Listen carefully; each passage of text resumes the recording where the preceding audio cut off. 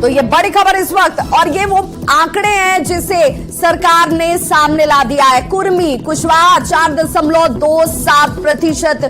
ये वो आंकड़े हैं जिन आंकड़ों के जरिए अब ये बार बार कहा जा रहा है कि देखिए आंकड़ों के जरिए विकास का खाका खींचा जाएगा। ब्राह्मण जो है वो 3.67%।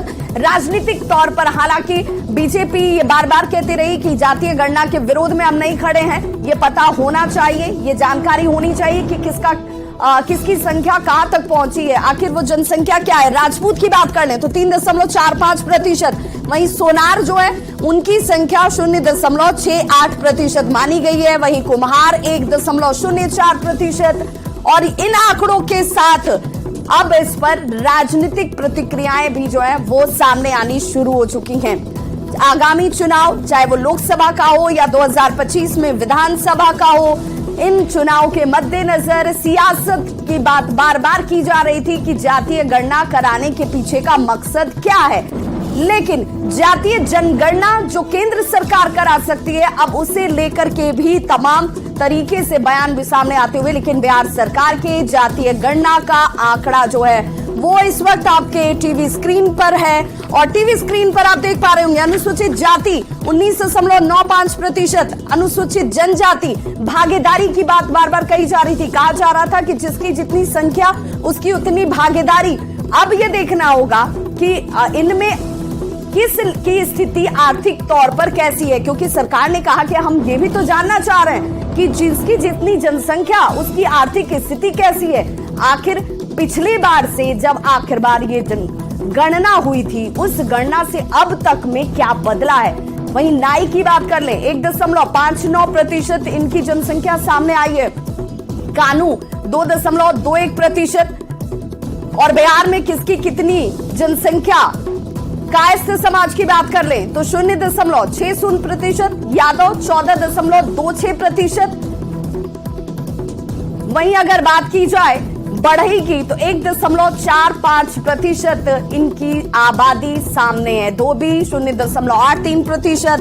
और इन आंकड़ों के जरिए आप और हमारे साथ इस वक्त वरिष्ठ पत्रकार संजय जी जुड़ चुके हैं। संजय जी, बहुत स्वागत न्यूज 18 बिहार झारखंड पर। अब ये आंकड़े सामने हैं, किसकी कितनी आबादी सार्वजनिक है, इसे किस रूप में आप देख रहे हैं?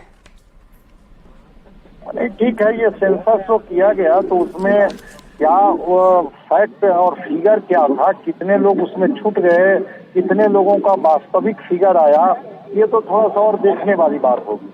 लेकिन हाँ, सरकार ने जब सोशियो इकोनॉमिक सर्वे करवाई है तो जो डेटा जारी कर रही है, तो अभी तो डेटा के अनुसार थोड़ा और इस पर देखना होगा, समझना होगा कि क्या वास्तव में इनकी वही संख्या है जो संख्या डेटा में रिफ्लेक्ट हो रहा है, या इनकी संख्या कुछ और है और डेटा में कुछ और रिफ्लेक्ट हो रहा है।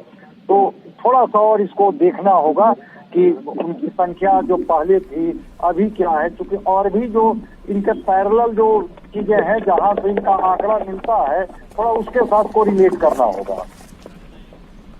बिल्कुल संजय जी, लेकिन जिसकी तरफ आप भी इशारा कर रहे हैं कि ये तो देखना होगा कि जो आंकड़े जारी किए गए हैं वही आंकड़े वस्तु स्थिति में वैसे ही हैं, या फिर यहां पर भी वो आंकड़ों पर संशय पैदा होता है, सवाल पैदा होते हैं। क्योंकि अगर इसे जांचने और परखने की बात होगी तो आखिर ये परखेगा कौन, जांचेगा कौन, और ये कैसे पुष्ट होगा? देखिए, परखने और जांचने की बात जहाँ तक है तो ठीक है, एक पार्ट होता है जो सरकार अपने स्तर से एक अधिकृत डेटा जारी करती है, लेकिन क्या उस लिस्ट में वो सारे लोग हैं जो उस जाति के हैं, तो उससे तो ही न ट्रांसपेरेंसी होगी। अब मान लिया कि जिनको सेंसस की जिम्मेवारी दी गई, अब वो कुछ पर्टिकुलर लोगों का किए, कुछ घरों को छोड़ दिए, कुछ जगह गए, कुछ जगह नहीं गए, तो ये तो नहीं लोगों को अभी समझ में आ रही है बात ना कि